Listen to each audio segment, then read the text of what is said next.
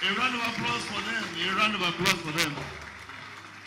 A round of applause. Thank you so much. We gave them 5 minutes and they just did exactly 5 minutes. Thank you. That's discipline.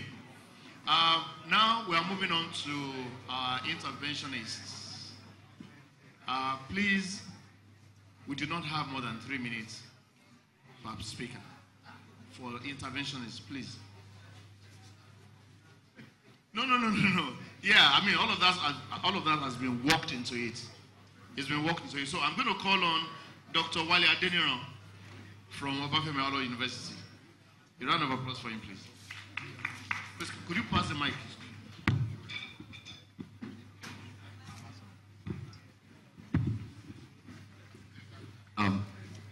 Kabiyesi's, Your Excellency, Honorable Minister, Professor Shoyinka, distinguished ladies and gentlemen, 4 things came up in my mind when I was listening to the presentations.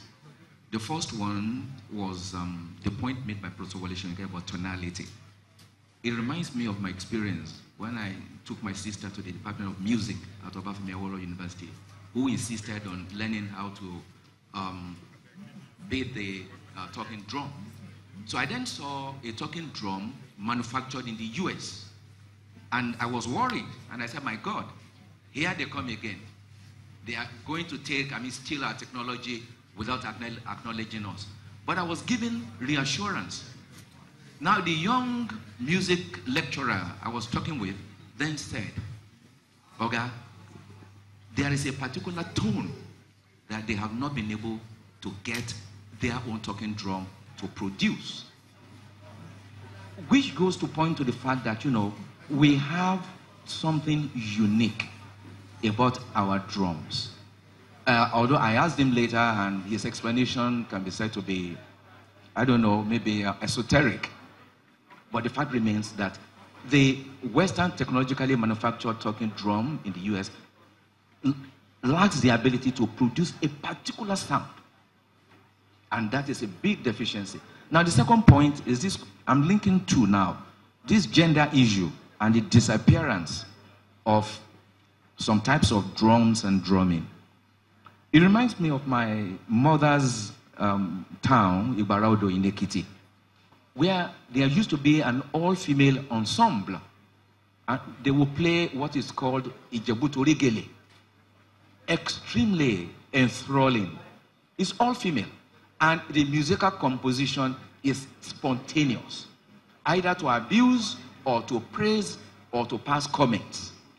So this kind of genre should not be allowed to disappear. And I would take the responsibility of going back to my mother's village to really find out if it has actually gone into extinction or if it can be revived. And lastly, the economic value of these festivals. Now, talking about the African Drum Festival in particular, I wished that His Excellency the Governor or the Ogun State government would commission a team of economists to really try to find out how much of naira and foreign currency inflow there has been into the economy of Abeokuta and Ogun State in general since the inception of this festival. And one will come to the realization of the fact that definitely there is socio-economic value to what we are doing. And it is in this regard that I will want to suggest that maybe the duration should be extended, or a couple of more festivals should be made to come up at different times in the year. On a final note, I want to commend Governor Ibikunle Amosu especially. For me, I see you as, a cultural avatar. And my prayer is that what you have started will thrive and will continue for A. Thank you. Thank you very much, sir. Thank you, sir. Please, the podium mics are now working. So once your turn, just click on it and we'll hear you. And that takes me to Dr. Akin Adejuwon. Your turn, sir. Thank you very much. moderate. Standing on our existing protocol, my comments are directed towards the esoteric, which has just been mentioned by Dr. Adenio, and which was also raised by Ebolaolu Ekins. And as a visual artist, I also want to point out that based on the linkage between the festival being promoted by Obafemi Awolowo University, which is for food and identity for the moment, and the relationship with the drum, I want to say it goes to the source, very source of creation, which visual arts represents. And that starts from the very materials of creation. The food doesn't get to be as tasty as everybody takes them if the basic materials of the food hadn't been well chosen. Same goes to the drum. I have it on record by Dr. Oladoshu, 2011, that the drum itself in Yoruba land originated as recorded in the Old Dufa Oturubon from a contest which was put together by Eshu between the deities. And it brought a contest between a live goat and a dead goat.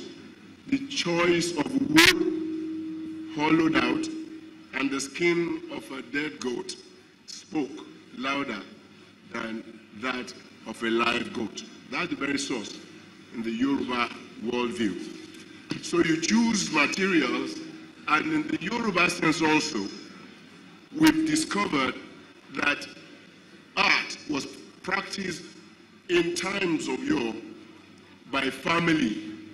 You have all types of onishono, but everybody got involved in the processes. These are the few things that have been lost today because of the confusion of religion and other sectarian interests. But by the privilege we have in Obafemi Awolowo University of being the university of the source, representing the Arole Oodua himself, who is live here today, we want to encourage everybody that all hope is not lost. All that is being done now is bringing back our very essence, which was involved in the establishment of Obafemi Awolowo University.